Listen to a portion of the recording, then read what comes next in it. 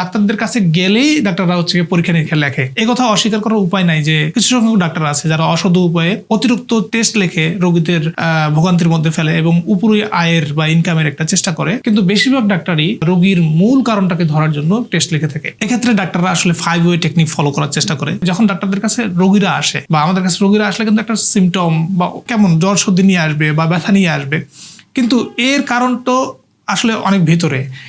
অনেক সময় দেখা যাচ্ছে যে এই কারণটাকে আরো বেশি অ্যানালাইসিস করার জন্য ডাক্তাররা 2-1টা পরীক্ষা দিতে পারে। আবার ফলো আপে যখন রোগী ওই রিপোর্টগুলো নিয়ে আসলো, সেখান থেকে হতে পারে যে এরকম যে আরো ভিতরে যাওয়ার জন্য আবারও পরীক্ষা নিরীক্ষা দেওয়া লাগতে পারে।